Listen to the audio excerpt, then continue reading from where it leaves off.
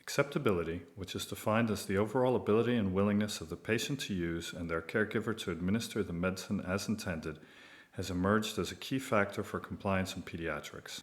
This multifaceted concept is likely to be driven by patient characteristics such as age, health status, or culture, as well as the specific context of use and multiple features of the product such as palatability, swallowability, and usability.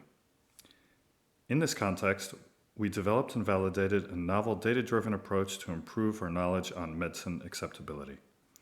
For the present purpose, we investigated the drivers of acceptability of oral antibiotics in pediatrics, a key factor to ensure compliance and consequently to prevent therapeutic failures and the development of resistant bacterial strains.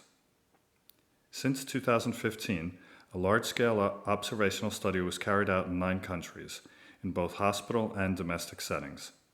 A large set of real-world data on medicine use was collected from many pediatric patients, infants to teenagers.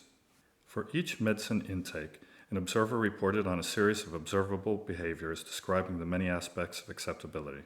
For example, the result of intake, the patient's reaction, the time needed, and the use of some methods to achieve administration, such as food or drink to mask the drug's taste, or dividing the intake for a required dose too large to be taken as a whole. In addition, information on the treatment, the user, and the context of use were collected to explain acceptability. The many combinations of observed measures reported reflect the wide range of products and users included in the study. Indeed, 3,130 evaluations were collected. Using multivariate analysis, the acceptability reference framework transformed these data into useful and intelligible information. First, a mapping process summarizes the key relationships between all the evaluations by placing them into a low-dimensional space, the 3D acceptability map. Evaluations are positioned on the map according to their similarity between the most frequently reported ideal combinations and the combinations with the worst observed measures, which has hopefully been infrequently reported. Subsequently, similar evaluations are gathered into 2 meaningful clusters defining their coherent acceptability profiles. The positively accepted profile in green and the negatively accepted in red. And now we can use CAST to ascertain comprehensive acceptability scores. Any medicine could be positioned on the map at the barycenter of at least 30 evaluations. If the barycenter and its surrounding 90% confidence ellipsis are fully located in the green area of the acceptability map, the medicine is classified as positively accepted. This appears not to be the case for the medication Y, which is fully located in the red area of the acceptability map. Likewise, scoring may be used to investigate the medicine features that best fit the characteristic of specific patients. Now, let's consider the main topic of this article, antibiotics in children. Among all the evaluations that gave rise to the acceptability reference framework, there were 628 evaluations of oral antibiotics in patients under 12.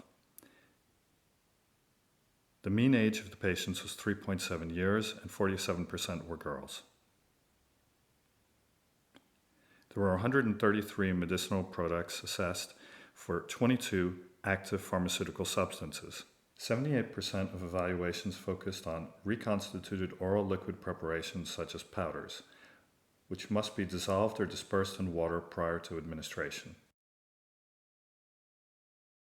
15% of evaluations were on oral liquids ready to use, and 7% on solid oral dosage forms. As you can see, using the reference framework, oral antibiotics considered as a whole could be classified as accepted.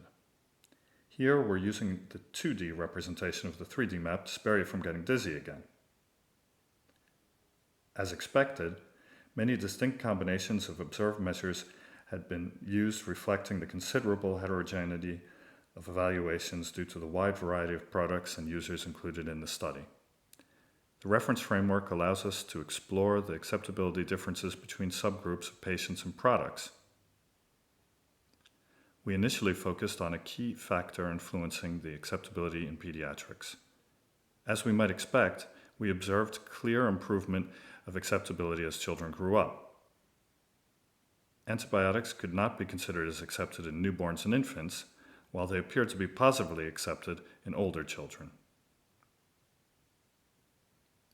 In this article, we focus on toddlers and preschoolers, the middle group on the acceptability map.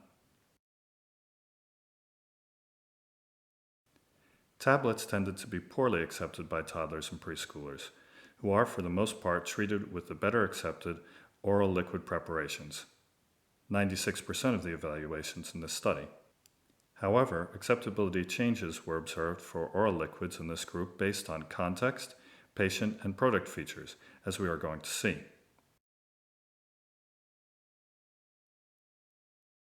Here we can highlight an effect of the setting, as oral liquid preparations of antibiotics appeared to be better accepted in hospital than at home.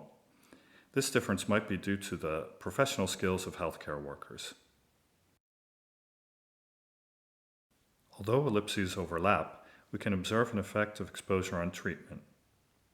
When children have previous exposure to the medicine, the barycenter is located further from the negative area in the map than for first intakes of the medicinal product. Focusing on the product features, we observed an effect of the administration device on acceptability. Oral liquid preparations of antibiotics provided with an oral syringe were significantly better accepted than those supplied with a measuring spoon. As expected, acceptability depends also on the API, and some differences have been observed. For example, cefixime tends to be better accepted than cefpodoxime, another cephalosporin, while phenoxymethylpenicillin tended to be fully located in the red area of the map. Surprisingly, we highlighted a difference between boys and girls. Oral liquid preparations of antibiotics were better accepted by boys than by girls and toddlers and preschoolers. Unusually, certain aromas such as lemon seem to have contrasting effects on girls and boys. Herein, there were no significant differences in terms of age, exposure to treatment, setting, dosage form, and API between the two subgroups of evaluations with lemon flavor in the list of excipients. Other aromas seem to be similarly accepted by both sexes. For example, here we can see that strawberry appeared to be positively accepted, while banana tended to be poorly accepted, both regardless of sex.